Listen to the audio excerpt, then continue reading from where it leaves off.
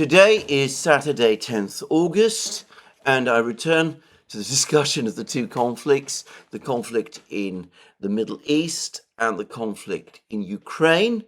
And as I did in my last program, I'm going to devote much the greater part of this video to the conflict in Ukraine, where in fact we're getting far more news about the situation.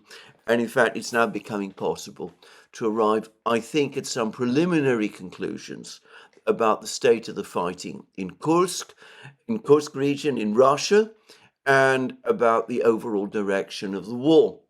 But before I do that, I want to say a few things about the Middle East. And in particular, I want to focus on one specific article which I have read and which has attracted a great deal of international attention, which is an article which has appeared in the Daily Telegraph, which alleges that there is a conflict within Iran between the Islamic Revolutionary Guard Corps and the new president of Iran, President Pezeshkian, as to how to respond to the assassination in Tehran by Israel of the political chief of Hamas, Ismail Haniyeh. Now, this article, which appeared yesterday, is entitled, its title is Iran's New President Battles Revolutionary Guard to Stop All-Out War with Israel. Top generals insist on a direct strike on Tel Aviv, but Masoud Pezeshkian suggests targeting secret Israeli bases in neighboring countries. I'm not going to read the entire article. I'm not going to read the article at all. All I would say is that the secret bases, Israeli bases, Mossad bases, appear to be mostly located in Iraq. And it's most interesting, by the way, that there are such secret Israeli bases in Iraq. I suspect that they're mostly concentrated in the Kurdish areas in the north. But anyway, this is the title of this article in the Daily Telegraph, and it appeared yesterday. And the reporter who has written it is Akhtar McCoy, who is the same Daily Telegraph correspondent who a couple of days ago wrote another article which was published by the Daily Telegraph, which discussed in extraordinary detail the way in which Israel supposedly planted a bomb inside the guest house in Tehran where Ismail Haniyeh was assassinated, and how this was done, and how members of the Islamic Revolutionary Guard Corps were subverted by the Israelis and worked with Mossad to plant this bomb. And in fact, there was more than one bomb, supposedly, and all of their actions were apparently captured on closed-circuit television within the building, and two of them have managed to flee abroad, and one of them is in hiding, and how this has resulted in bitter recriminations within Iran, including conflicts between President Pezeshkian and the IRGC, with President Pezeshkian's team suspecting, or allegedly suspecting, that some elements within the IRGC deliberately allowed this assassination to take place in order to weaken President Pezeshkian by bouncing him into a war with Israel, which he doesn't want. Now, this article in the Daily Telegraph, which was published a couple of days ago, relied heavily on anonymous or alleged anonymous briefings by officials of the IRGC, and also a briefing from an anonymous aide of President Pezeshkian. And when I discussed this article before, I said that though the account that was provided of the planting of the bomb was not in itself entirely implausible, it was possible, for all I knew, that a bomb was indeed planted in this guest house, and that this is how Hania was killed, with the detonation of this bomb from outside Iran. Apparently, there's a means to do it, and I'm prepared to accept that Iranian security officials might have been bribed and corrupted by Mossad, if that's the right word, and persuaded to assist Mossad to conduct an assassination of this type. As I said, I'm not suggesting that that is something that could not have happened, but that the fundamental concern I had about the article was that it relied on anonymous sources providing information to a journalist who is publishing his material in the Daily Telegraph. And the Daily Telegraph is a newspaper in Britain which, perhaps more than any other, takes a fervidly pro-Israeli stance, including over the conflict in Gaza, and which has been a consistent advocate not just of strong response against Iran and at times even attacks on Iran, but which quite openly lobbies for regime change in Iran. And I have to say, and I still think, that it's frankly beggars belief, or it beggars my belief, that a newspaper like that would be the newspaper that officials of the IRGC and aides of President Pezeshkian would choose to brief. And, well, nothing has made me change that view. But now we have another article, which has also appeared in the Daily Telegraph, which basically draws its information again from anonymous briefings, supposedly coming from within Iran, from the circle close to President Pezeshkian, telling us about bitter infighting between President Pezeshkian and the Islamic Revolutionary Guard Corps. The IRGC wants a massive retaliation against Israel, focused supposedly on Tel Aviv. President Pezeshkian himself is extremely opposed to this. He worries that doing something like this would catapult Iran into an all-out war in the Middle East, which Iran does not need and does not want.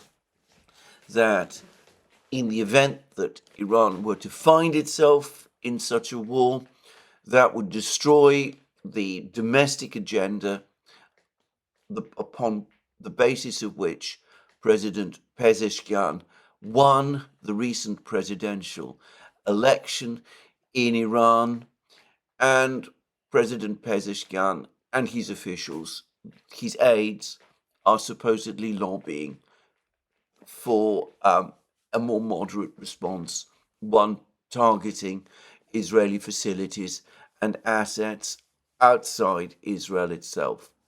Now, again, as with the previous article, the stories about the planting of the bomb, the account that we are receiving here is not in itself incredible.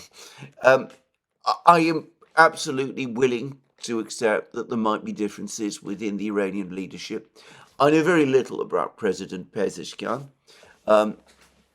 In a video that we did with him, Glenn Deason and I, on the Duran, Syed Mohammad Marandi, academic at Tehran University, a person who's far better informed about Iranian affairs than I obviously am, took the view that President Pezeshkian's policies and political stance is being misrepresented in the West, that he is, in fact, in some respects, a continuity figure, one who is following policies that, in their substance, differ little from those of his predecessor, Ebrahim Raisi, that he did take a more populist stance than the other candidates, but that he's not really associated with the political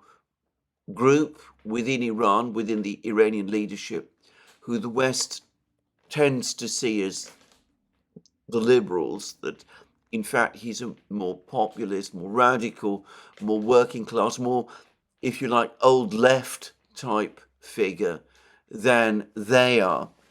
And Syed Mohammad Marandi also pointed out, Professor Marandi also pointed out, that in his inaugural address and in his speeches at the time of his inauguration and just before, President Pezeshkian went out of his way to make very, very strong and supportive comments about Palestine and the conflict in Gaza and the struggle of the Palestinian people, and that he went out of his way. In fact, I've now seen pictures of this. He went out of his way to meet Haniyeh himself. This is just before his own inauguration. There's pictures of the two men embracing, Pezeshkian and Haniyeh embracing. One got the impression that they were the best of friends. I'm not sure whether they knew each other, by the way, before these events, but perhaps they did.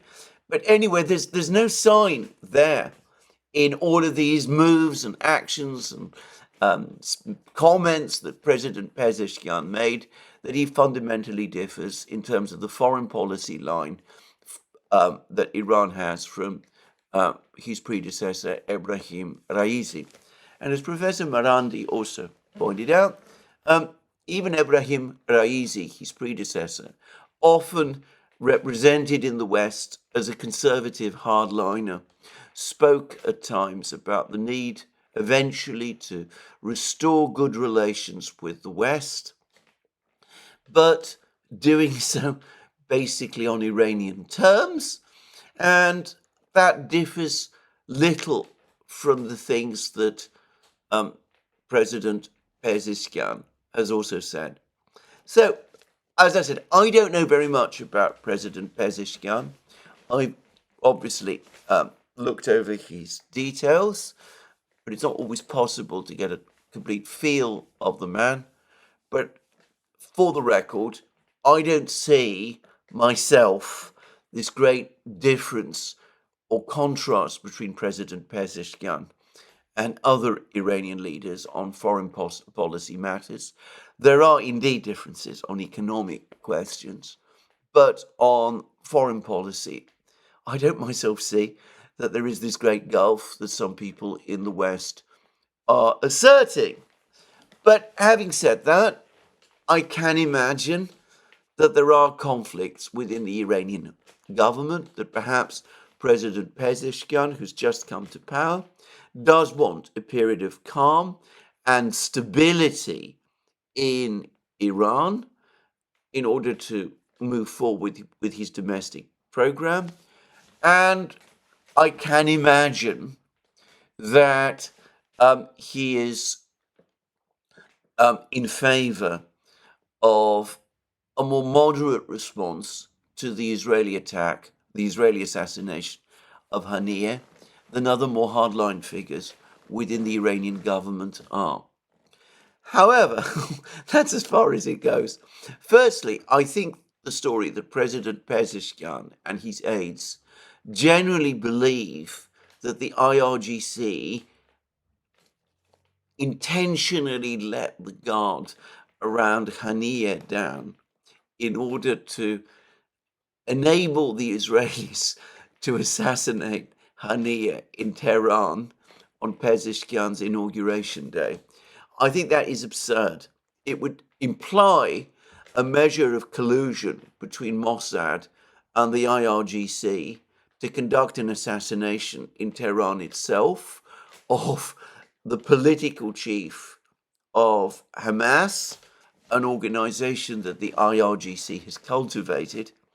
And that seems to me absolutely ludicrous, and I can't believe that President Pezeshkian or anyone in the Iranian government thinks something like that.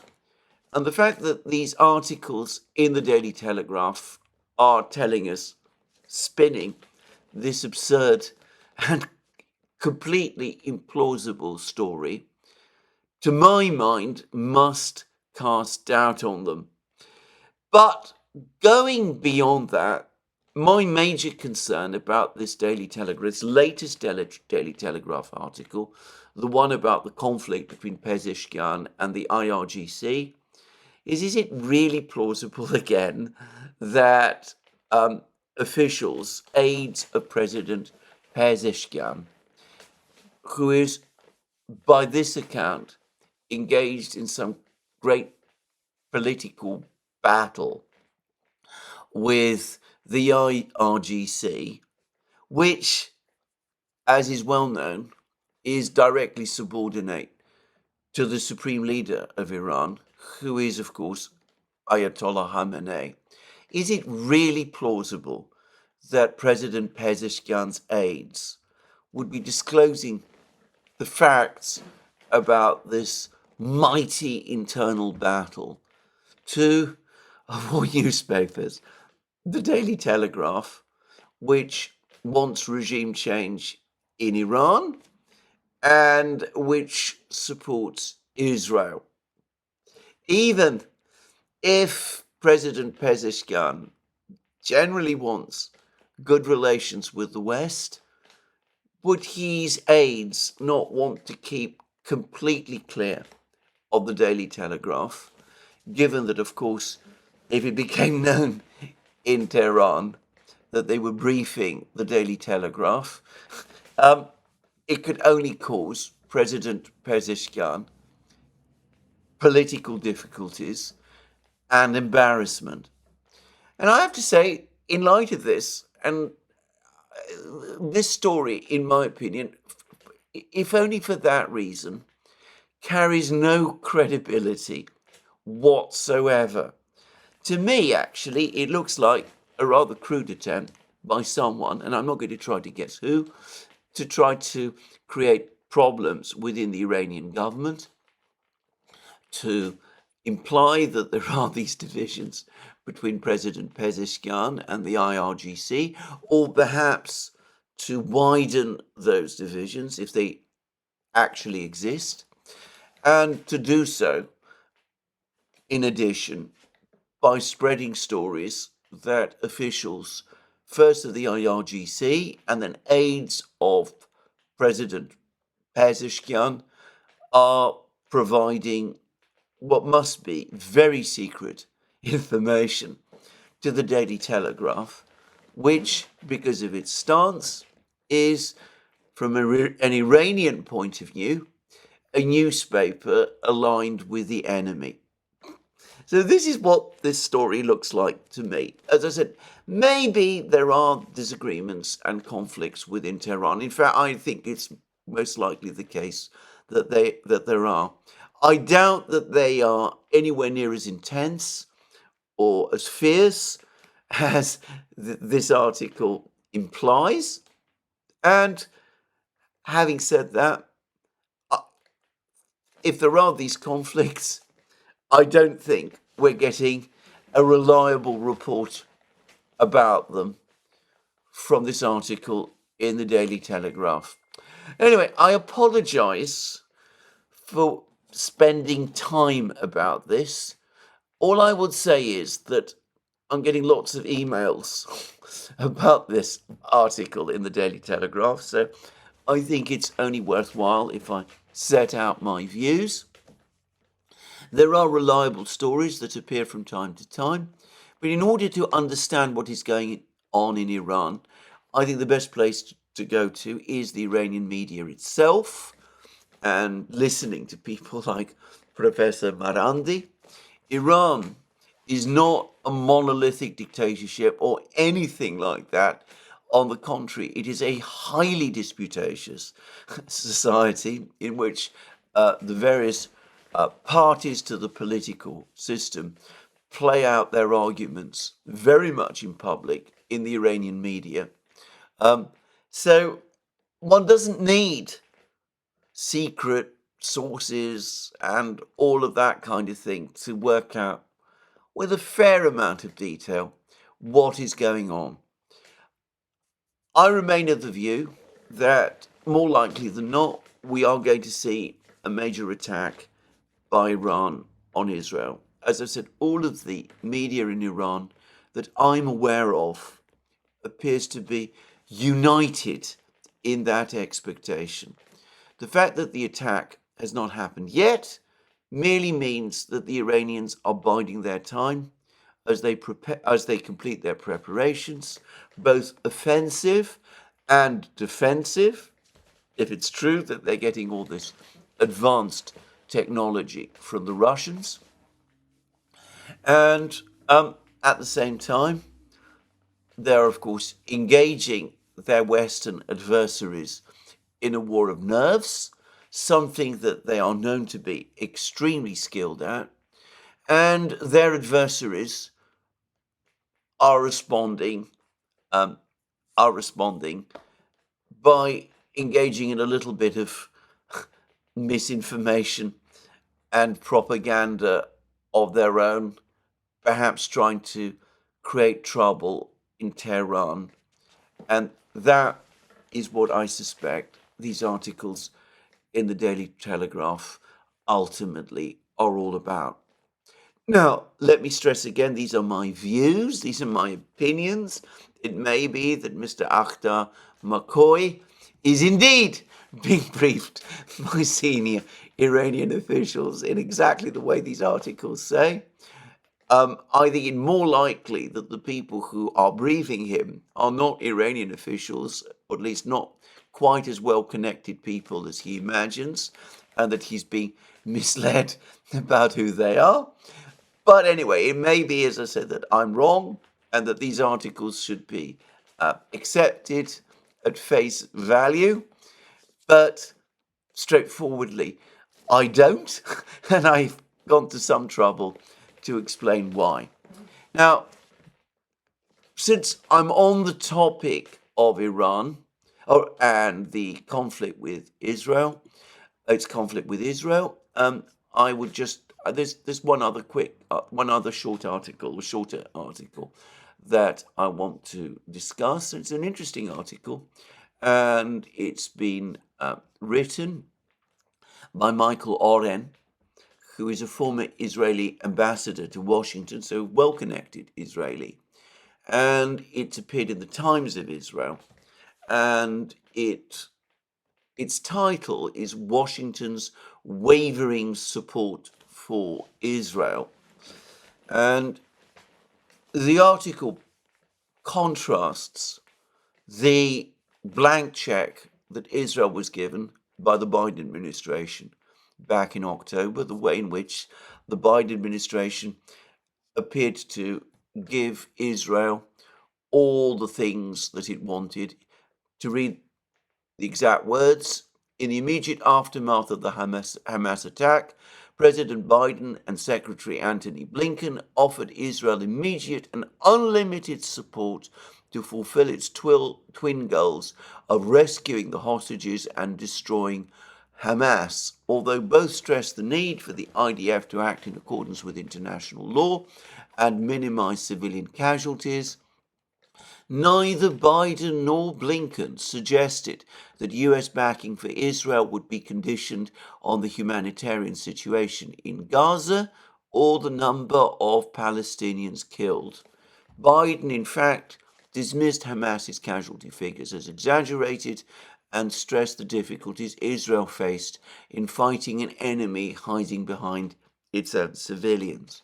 So that was the stance, according to Oren, and he's absolutely right, by the way, that the Biden administration took in October. And then he outlines how the administration has been massively embarrassed by this stance, given the way in which the war in Gaza has evolved, with a humanitarian disaster there, large numbers of civilian casualties, the unwillingness of Israel to heed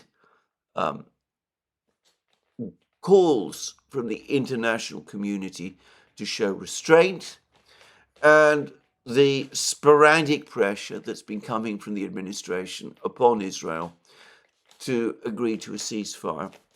And Oren then goes on to complain that this falls far short of the unlimited support that Israel was promised, and that this time, now that Israel finds itself in conflict with Iran, this is the United States' opportunity to restore its credibility by supporting Israel entirely. Now, with war looming, Israel must determine to what degree America will have our back. We must know the extent to which the United States will help defend us, irrespective of whether we retaliate against Iranian aggression or strike Iran preemptively. Needed now is the clear and consistent US policy, often lacking in the last 10 months. For all its dangers, the present crisis offers a unique opportunity to deter Iran from what? I'm not quite sure, but anyway, deter Iran and strengthen the regional alliance against it. America can emerge with its reputation as a reliable ally and formidable superpower restored by staying the course and acting in effective concert against Iran. The US and Israel can change the course of Middle East history.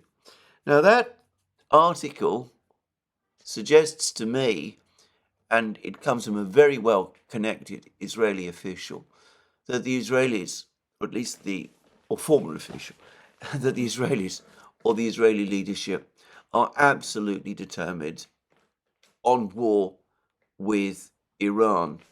They're critical of what they see as some American backsliding on this, but they expect that eventually the United States will indeed come round and will back an Israeli attack on Iran, and that might be carried out in response to what Oren calls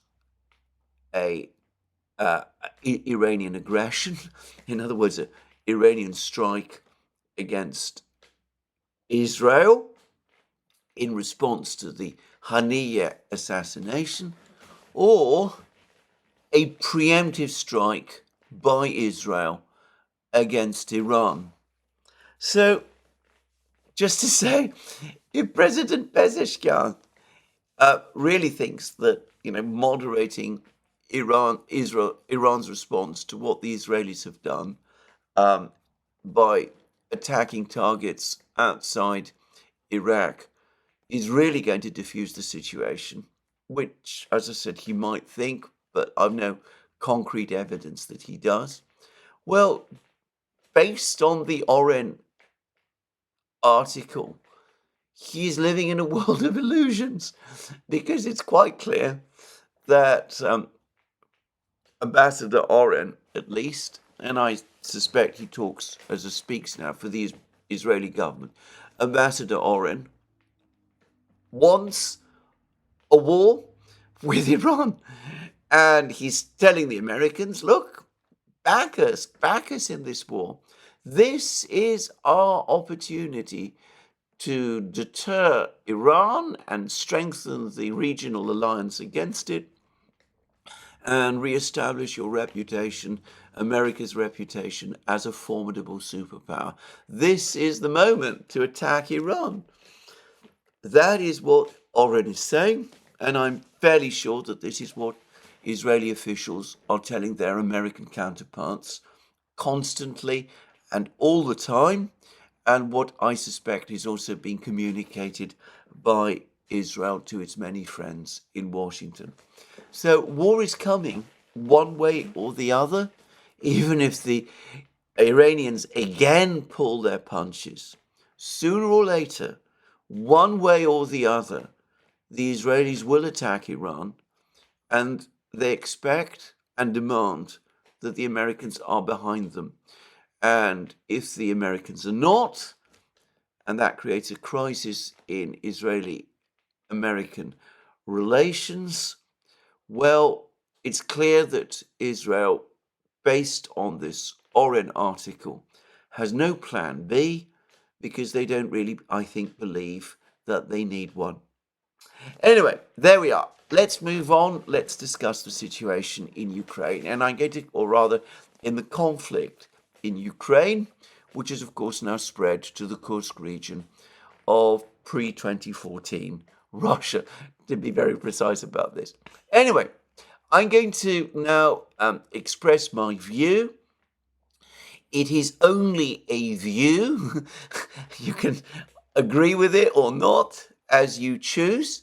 But I'm going to express my view that today, that is to say, as of this morning, Saturday, 10th August, we have reasons now to think that the Ukrainian offensive into Kursk is starting to fail and may begin to reverse.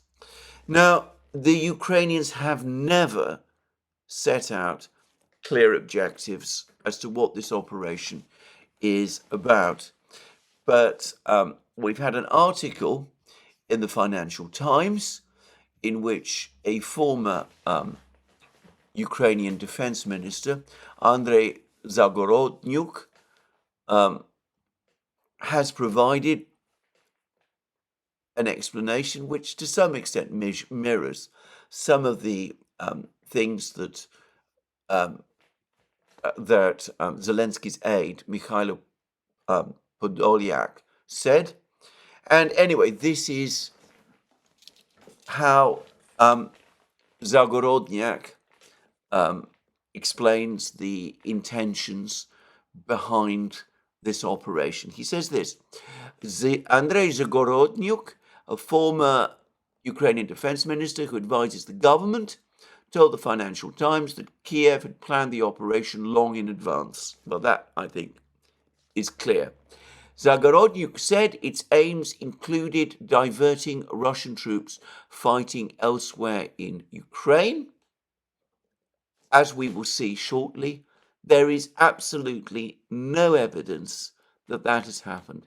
Not a scintilla of evidence that this has happened to any degree. The only military unit that I know of that the Russians have reassigned, or at least reassigned some elements of, to the fighting in Kursk from the battle lines is at least some units of the Akhmat Special Forces force, commanded by General Alaudinov. We'll come to him shortly because he's provided us with some very interesting information about the situation on the ground. But anyway, in all other respects, I see no evidence that any significant Russian forces have been withdrawn from any part of the front lines, even the Kharkiv front lines, and reassigned to the operation in Kursk. So if that was the plan, that was part of the plan, then it has clearly failed, because that objective has not been achieved. And then Zagorodnyuk goes on to say, as well as bringing the war home to Russians and discouraging them from supporting the war effort. But Ukraine has been trying to do that for years now. It conducts drone attacks on Russian cities, including Moscow. Those have, by the way, effectively ended for some time. Nobody has mentioned this, but it's clear that Moscow's air defenses have now developed to the point where it is no longer a viable target for Ukrainian drones. Anyway, drone attacks on Moscow, drone attacks on St. Petersburg, drone attacks on other Russian cities, attacks on Russian energy facilities, all of that kind of thing. None of that has had any effect on the support that the Russian population has for the war effort. On the contrary, all the indications are that it has hardened it. And this, in my opinion, we're already getting signs that this is what the effect of this operation in Kursk that it has done that too. And then he also said that it also aims to expose Russia's weaknesses, including that it is incapable of protecting its own border, and to try to seize the initiative a year after an unsuccessful Ukrainian counteroffensive, followed by months of Russian gains. What does any of that mean? That Russia is incapable of protecting its own border? Well, the Russians have acknowledged as much, which is why they're conducting a buffer operation in Kharkiv, as they say, and why it is plausible that the Russians will, before long, conduct similar operations in Sumy region as well, which is not in Ukrainian interest. The entire point of the special military operation is because, as Putin himself has repeatedly said, with the current government in power in Kiev and with Ukraine's alignment with the West, Russia's western borders are not secure. And one of the things that Putin also says, and other Russian officials tell us, is that the special military operation will be continued until its goals are fully achieved. And one of those goals, of course, is precisely to secure Russia's western borders, the safety of Russia's western borders. So carrying out this attack, this cross-border attack into Kursk region, simply highlights for Russians, for official Moscow, for Putin himself, the logic of the decision to start the special military operation in the first place. It actually will strengthen Russian resolve to see this war through to its conclusion. And in what way does an unsuccessful counteroffensive in Kursk, and I will explain why I think it is now, the indications are that it is becoming unsuccessful. I am completely unable to see how an unsuccessful counteroffensive in Kursk is going to enable the Ukrainians to wrest back the initiative from the Russians. On the contrary, as I will discuss later in this program, all the information shows that the Russians are continuing their advances across the front lines in Ukraine, in the places where I suspect it really matters. So that's what Zagorodnyuk tells us are the Ukrainian objectives. They're not really objectives at all. Any military operation that is worthy of that name must have something, some more concrete objective than these very woolly objectives that Zagorodnyuk and Podolyak are telling us. Now, of course, there will be those who say that what we're looking at is just a glorified raid, but an entire brigade of the Ukrainian army, at the very least, has been deployed to this operation. By some reports, 3 or perhaps even 4 Ukrainian brigades have participated in some form in this operation. The Ukrainians have suffered very, very heavy losses, which is acknowledged in Ukraine itself as a result of this operation. None of this makes sense. The Ukrainians, even the Ukrainians, would not launch a ground offensive into Russia if they did not have a concrete objective that they were aiming for. That seems to me absolutely clear. And as I have discussed in, I think, 2 successive programs now, the only objective in Kursk region that makes any sort of sense is the Kursk nuclear power plant. that it was the Kursk nuclear power plant that must have been the ultimate target of this operation, because there is no other. Kursk itself, the city of Kursk, is far too big and almost certainly far too heavily defended for a Ukrainian force of 3 brigades or 4 brigades to capture. Ukraine gains nothing by occupying, probably ephemerally, a dozen or so Russian border villages and a small town. So it makes no sense that the Ukrainians would launch an operation on this scale for any other reason than to capture the Kursk nuclear power plant.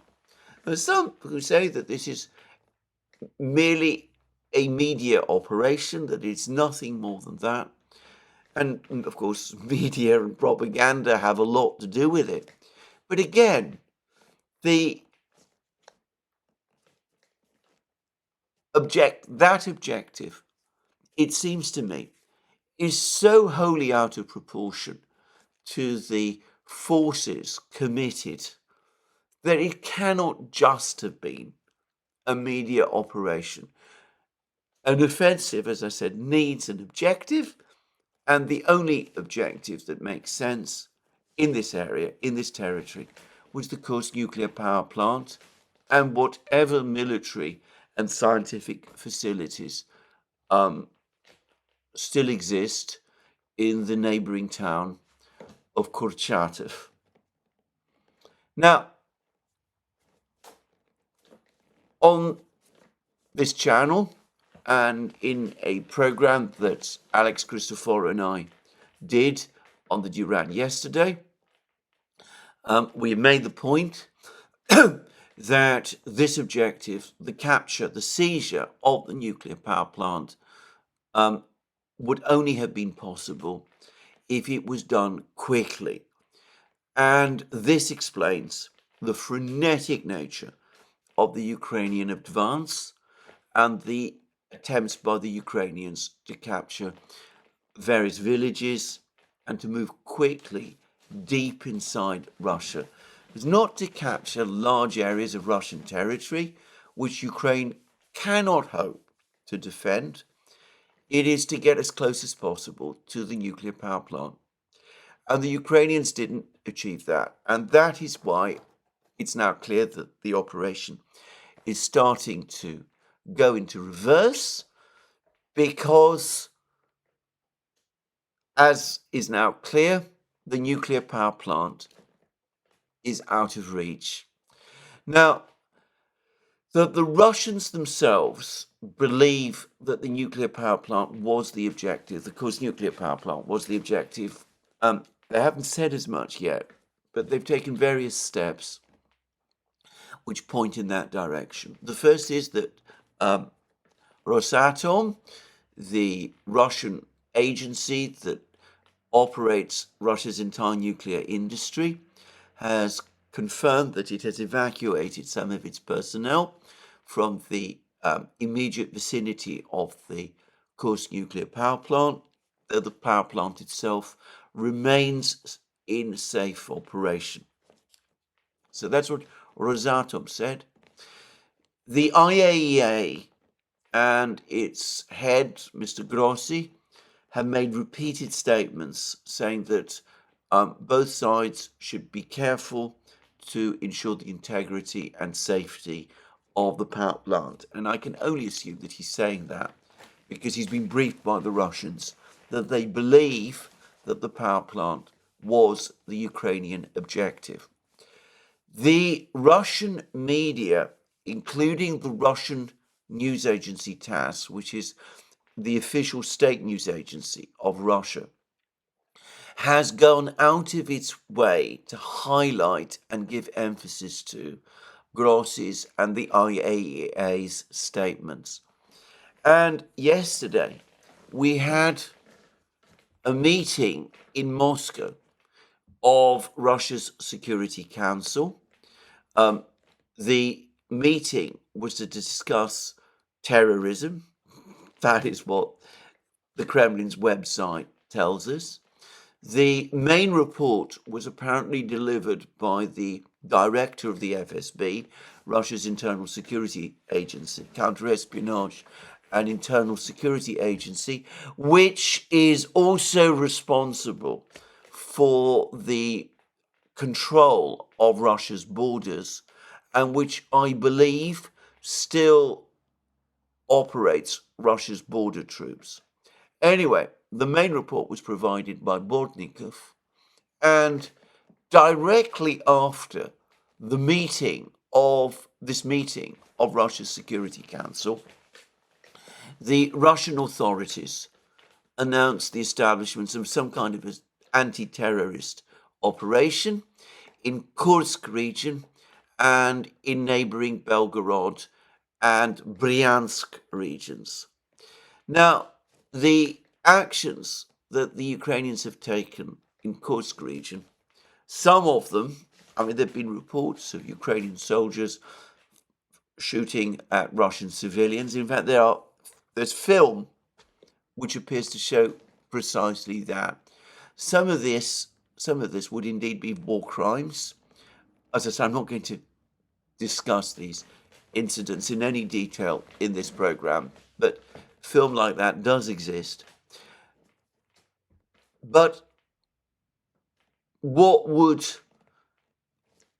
lift this whole event from a border incursion into a full-fledged terrorist threat from a Russian perspective would be if the Ukrainian objective had been to seize the Kursk nuclear power plant. The Russians would construe that as an act of terrorism, and they would consider a military force that seeks to penetrate any part of Russian territory, in Kursk region, in Belgorod region, and in Bryansk region, as a terrorist force. Just saying. And of course, describing it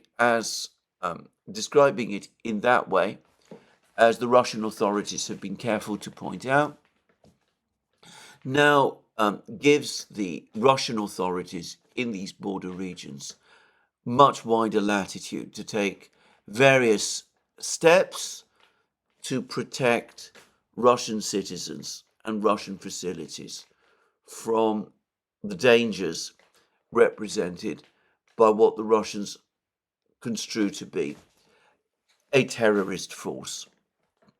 So all of this, to my mind, taken together, shows that the Russians, at least, believe that it was indeed the nuclear power plant in Kursk that the Ukrainians had ultimately in their sights. Now,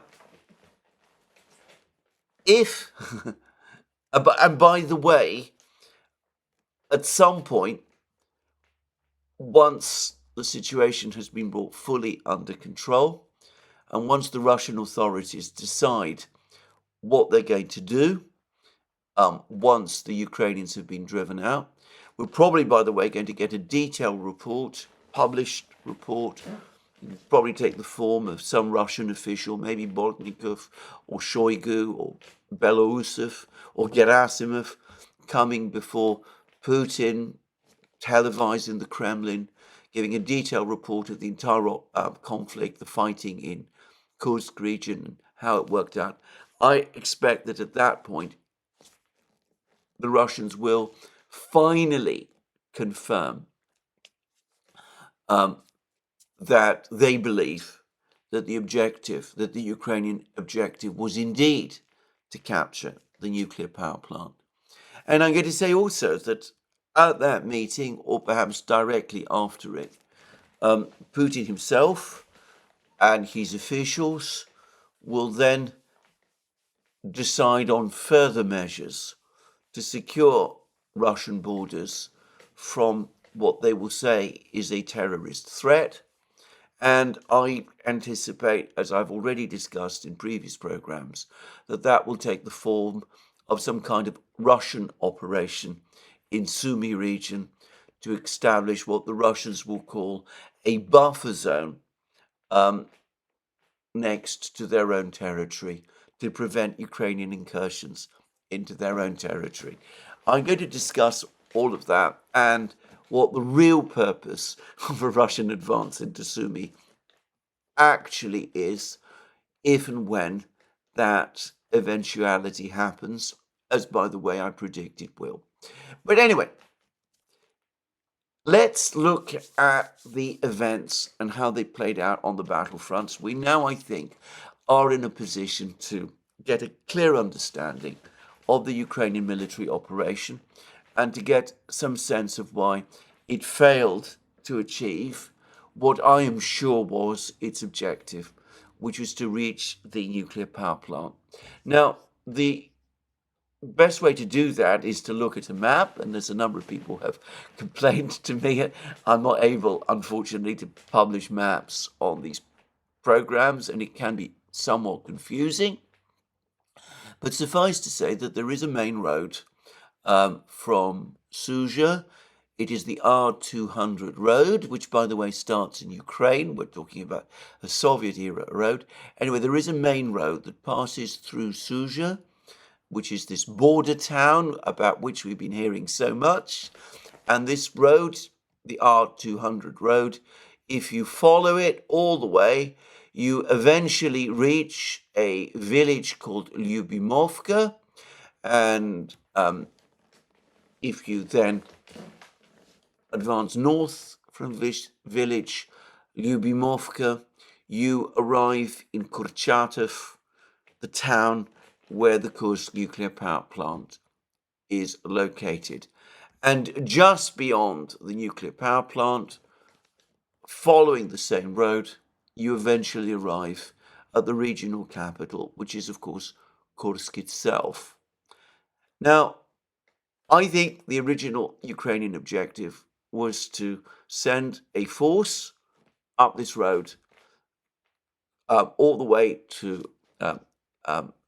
this village of Lyubimovka, passing through the village of Bolshoye Soldatskoye and another village called Martinovka, and to advance up this road, reaching Lyubimovka, and then veering north westwards towards Kurchatov, seizing the town and the nuclear power plant. But this plan, I suspect, depended on the capture of Suja, this small town located on the borders, very close to the border. It's the first, in fact, inhabited settlement on the Russian side of the border if you cross into Ukraine along this road. And anyway, the point is that despite various claims by the Ukrainians, including a claim made on its Telegram channel by the Ukrainian brigade that was operating in this area, and also, it must be said, some claims which various Russian bloggers and reporters have circulated, the Ukrainians failed to capture Suja. They did enter the town.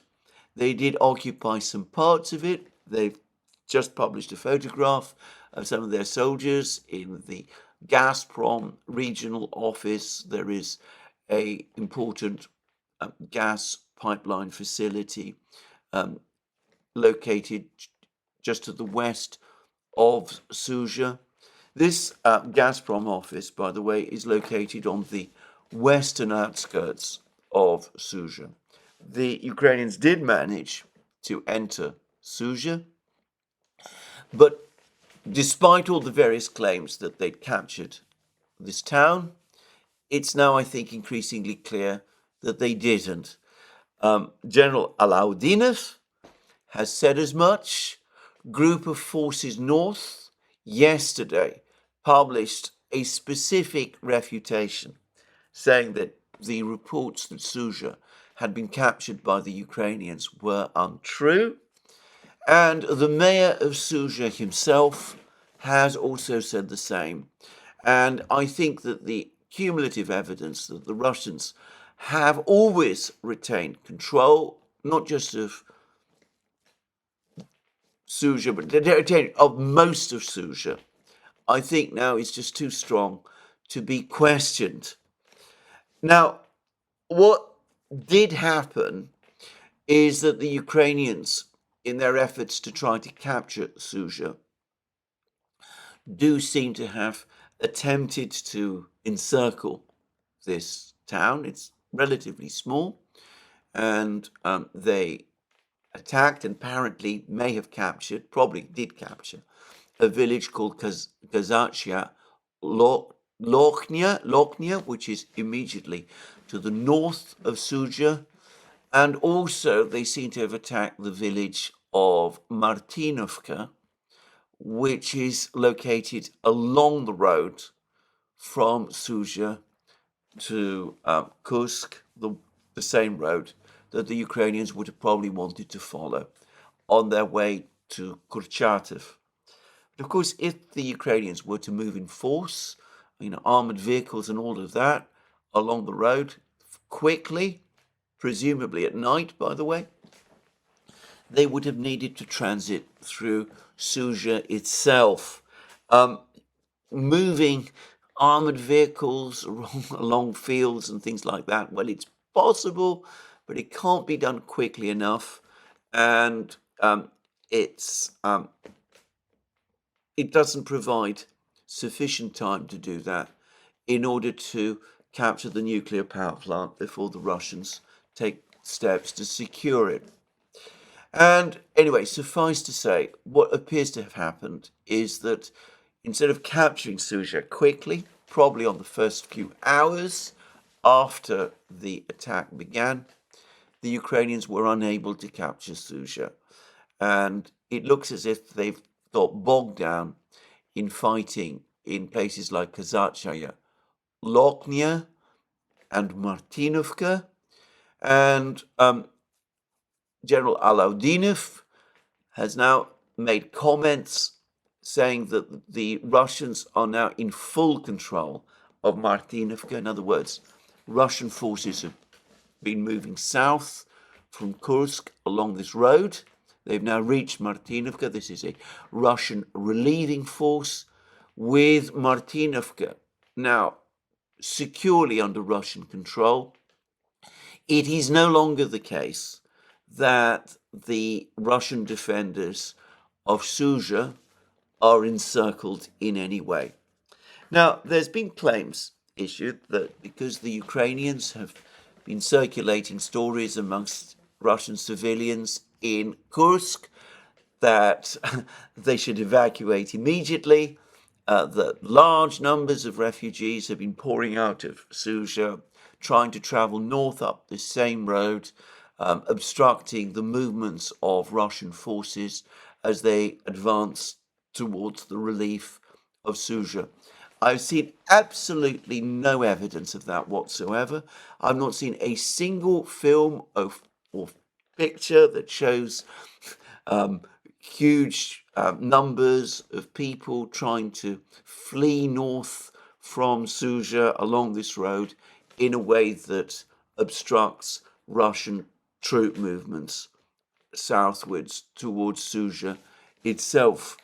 On the contrary, the mayor of Sudzha has actually said that, and as an aside, that he himself has been trying to organize an evacuation of civilians from Sudzha, which is likely before long to become a battle zone, or which is already a battle zone. And that the problem has been not that the Ukrainians are facilitating this evacuation, but that on the contrary, Ukrainian troops located presumably in places like Kazachia, Lokhnya, or perhaps Martinova, have been firing on Russian vehicles seeking to evacuate civilians along those roads. And in fact, some of the pictures of firing, apparent firing by Ukrainian troops on civilians, appear to involve precisely this. But anyway, the Russians are now apparently back in control of Martinovka. Maybe they never lost control of Martinovka. I read some reports that they're also fighting to regain control or to secure control. I'm not quite sure what exactly has happened. I don't think anybody is, of Kazakhia, Loknya. And there are some reports that the Ukrainians are preparing to evacuate their forces from Sudzha completely, that they're going to be crossing the border back into Ukraine. Now, the failure to capture Sudzha on the first day appears to have caused the Ukrainians to focus instead on an alternative line of operations, if I can put it like this, to try to reach the Kursk nuclear power plant by moving along smaller roads through another village, a completely different village, which also goes by the name of Lyubimovka, towards a town called Korenovo, bigger town. And then the idea presumably would have been to move from Korenovo to try to transfer northwards, and from Korenovo push northwards to eventually to another village called Lgov, and to try to advance towards the nuclear power station from that direction. And again, there have been various reports that the Ukrainians did try to advance in this direction, and many of the reports about extensive capture by the Ukrainians of various villages seems to be basically about Ukrainian attempts to clear the villages or to pass through the villages quickly on the way to Korenovo. Now, again, we don't know exactly what has happened, and there is an awful lot of confusion about the exact events, but one thing does seem to be clear, which is that Korenovo remains fully under Russian control. There are some reports which claim that the Ukrainians did get to Korenovo and launched an attack on that small town or big village. I'm not sure what size it is, but that they were repelled by the Russians. The mayor of Korenovo has denied that there has been any fighting at all in the town or village.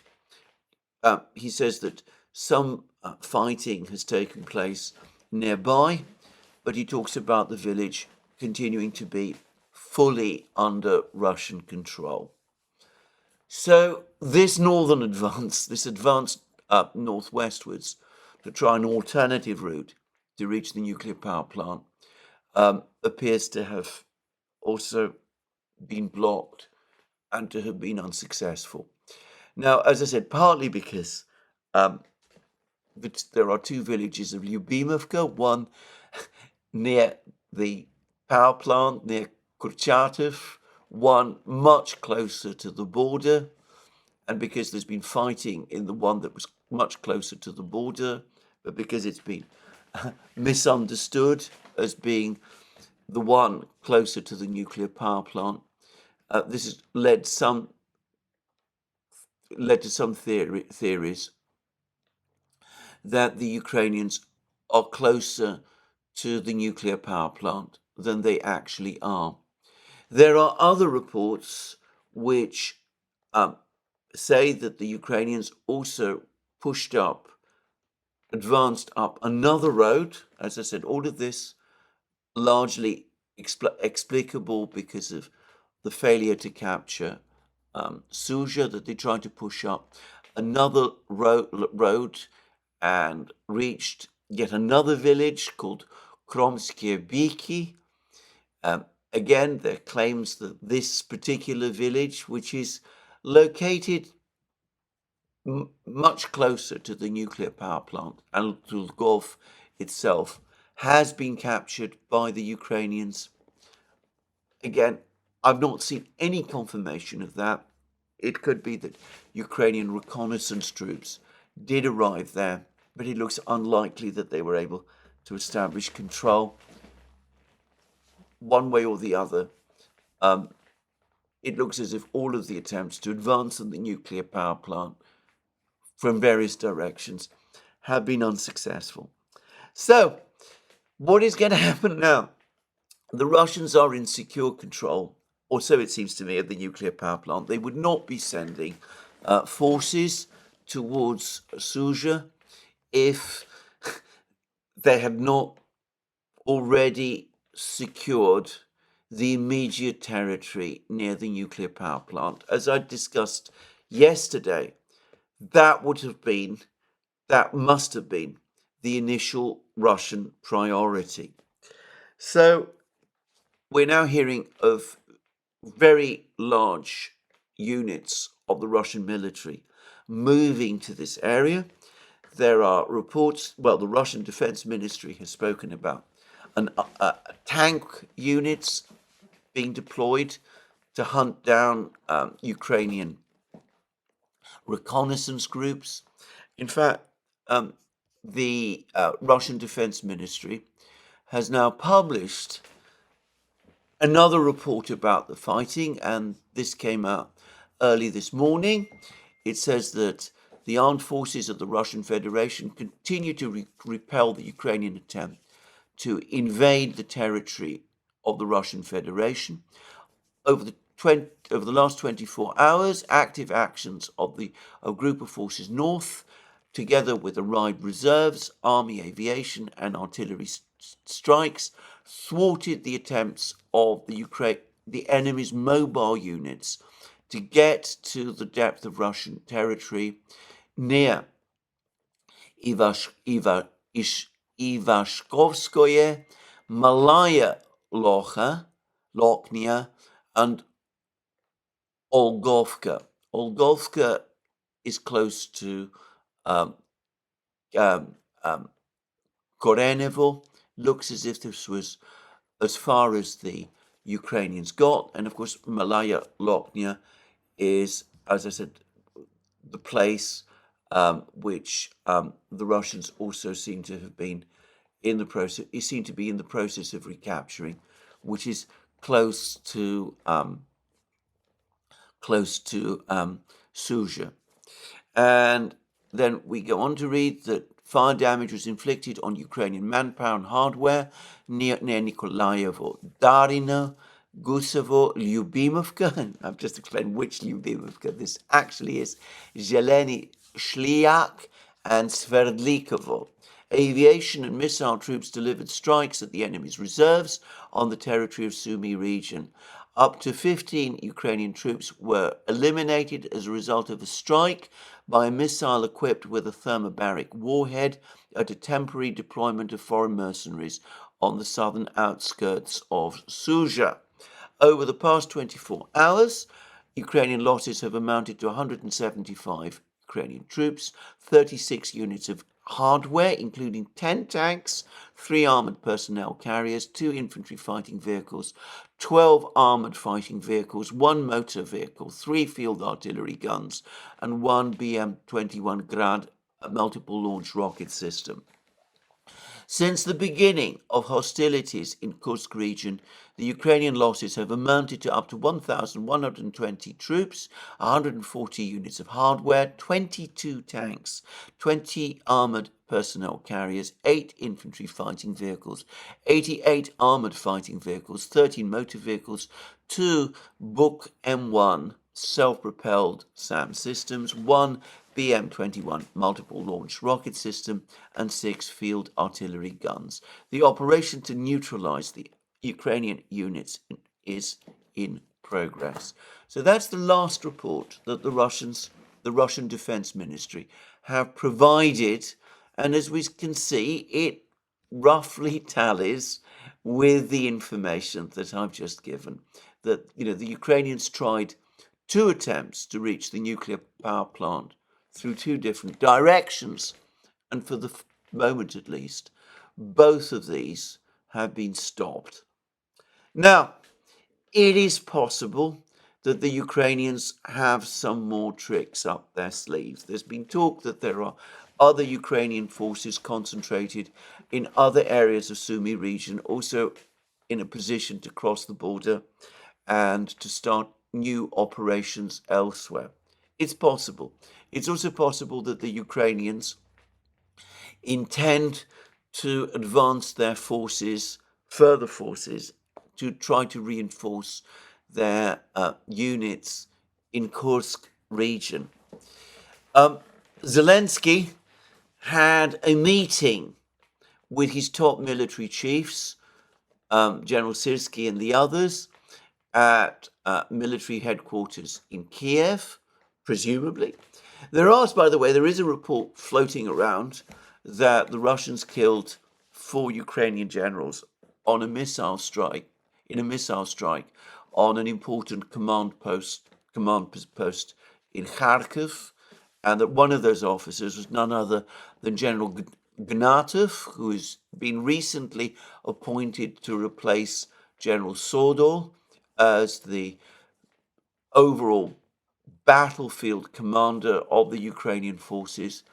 I've seen no confirmation of this report, and I frankly don't believe it. But anyway, there we go. There's been no claim to that effect from the Russians. But it could be, and knowing Zelensky's personality, it would be entirely in keeping, that the Ukrainians are going to try to maintain this offensive and to throw more troops into the battle, even as more and more Russian troops are arriving in the area. However, I have to say, given the course of events, it seems to me that the Kursk nuclear power plant now almost certainly is beyond Ukraine's reach, and that reinforcing the Ukrainian forces in Kursk region or trying to open another front somewhere is going to be just another example of something the Ukrainians do regularly do, which is to reinforce failure.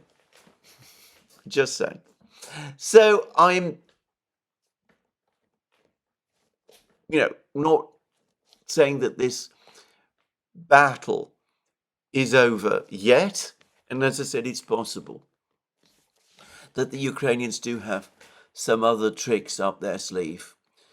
But it seems to me much more likely that over the next couple of days, the battle will start to swing more securely in Russian favor. They seem to have held on to the 2 positions that mattered, which were Sudzha itself and Korenovo. So there is, it seems to me, at least a possible chance that the Ukrainians will decide to do something different, declare the operation a success, and withdraw back across the border, making all the various nebulous claims that Andrei Zagorodnyuk made in the interview he gave to the Financial Times.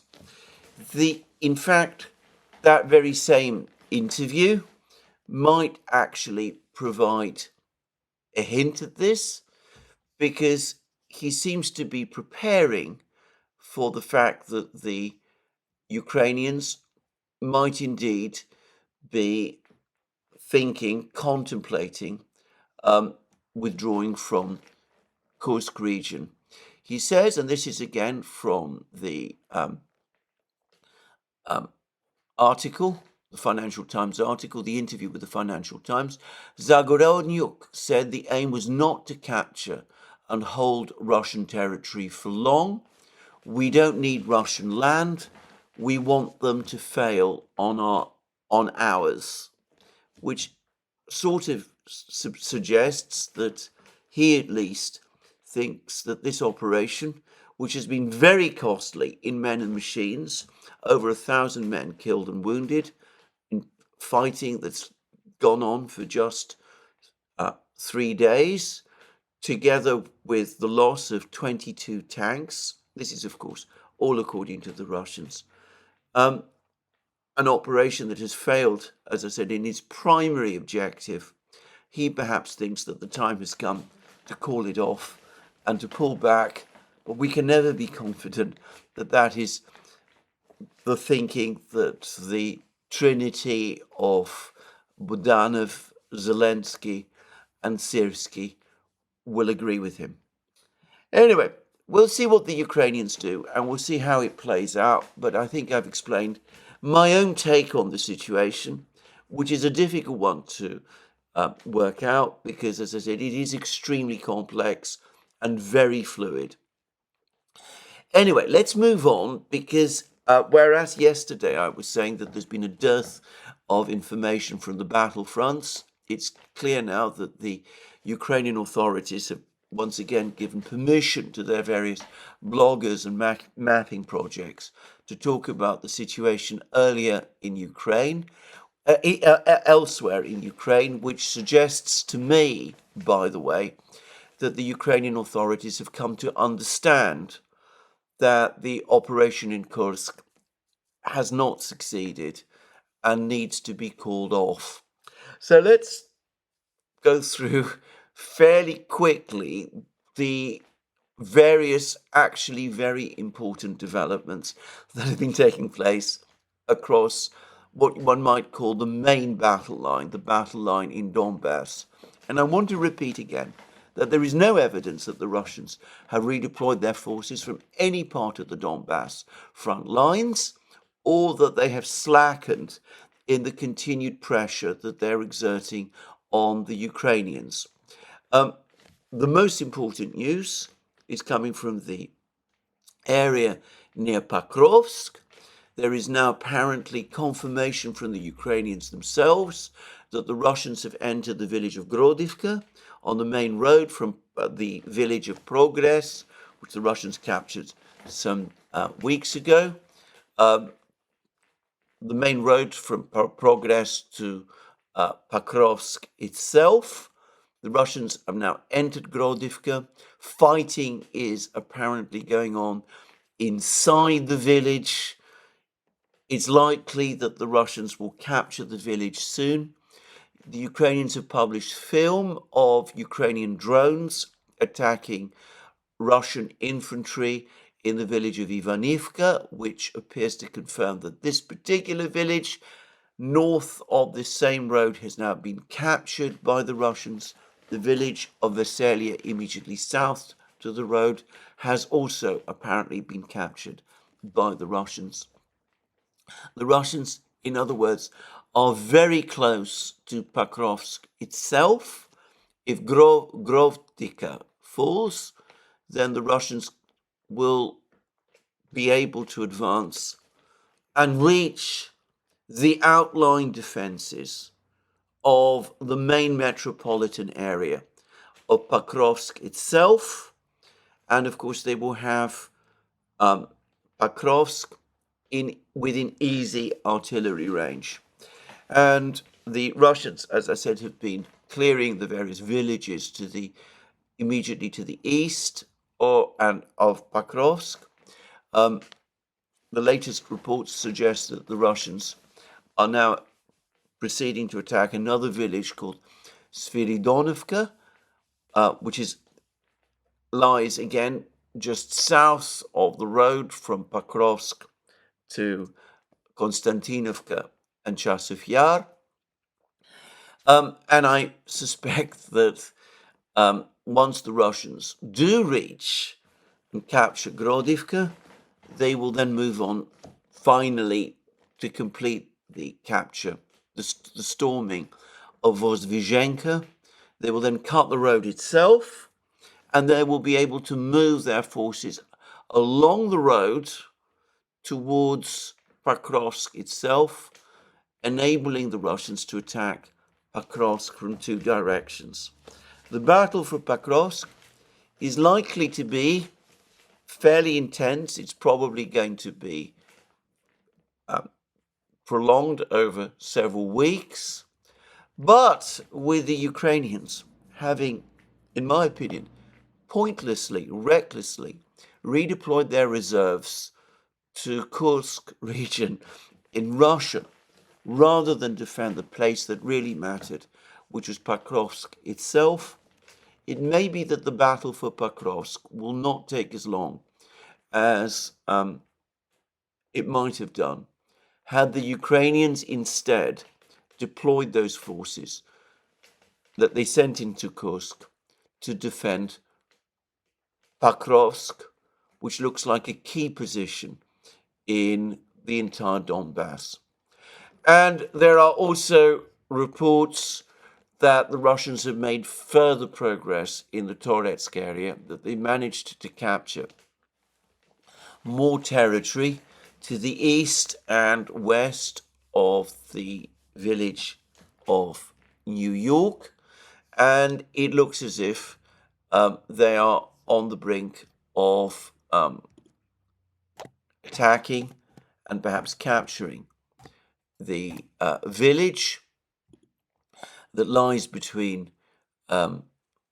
Zaliznie and New York, the village of Nelipivka, which, as I said, will put the Russians in undisputed control of the entire area south of Toretsk, enabling the Russians to begin the operation to attack Toretsk itself. But to be precise, the Russians will at that point control New York, Nelipivka, Zaliznie, Shumi, Pivnichnie. There's another village called Druzhba, a bit to the north, which the Russians are likely to also want to capture.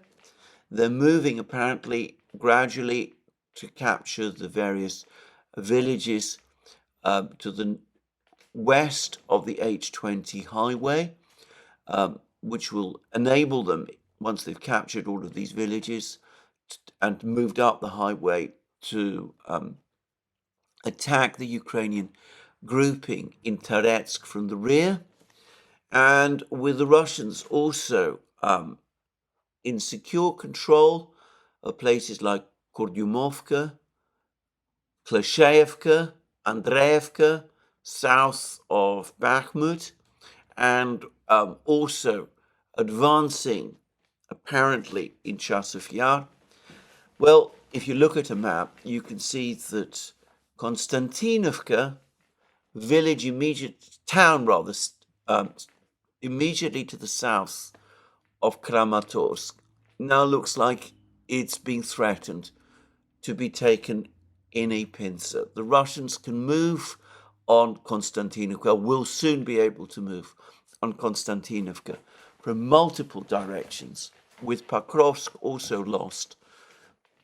It looks to me as if Ukrainian defenses in Donbass, the spine of the Ukrainian defenses in Donbass, is within measurable distance of being broken. So there we are, a gamble that the Ukrainians conducted in order to try to, I think, capture the nuclear power plant. It remains my theory. Neither the Russians or the Ukrainians have actually come out and said that that was the objective. But I cannot myself see that there is any other objective for this operation in the Kursk area that makes any sort of sense. Anyway, a gamble to try to capture this objective. It looks as of today as if this gamble has conclusively failed. The Russians, as I said in my program yesterday, can sometimes be caught by surprise, but they can never be panicked. And in this case, they refused to let themselves be panicked. They did not slow down their offensives in any other part of the contact line. On the contrary, they're instead continuing to press forward with them, and they have already taken steps which suggest that the situation in Kursk itself is being quickly brought back under control. So, a gamble which failed, a gamble which has, I think, antagonized many of the countries outside the collective West that had been ambivalent about the war, though they tended increasingly to tilt towards the Russians. They were led to think that Ukraine was indeed seeking a negotiated solution to this war. I think after this event, and after the Russians have explained to them what it was that the Ukrainians were intending to do, the mood internationally against Ukraine is going to harden. One already saw that with that furious article that appeared in Global Times that I discussed yesterday. That's the Chinese take on this operation. And the Russians themselves, apparently, they've assembled large numbers of men in the Zaporozhye region. They might be preparing a new offensive there.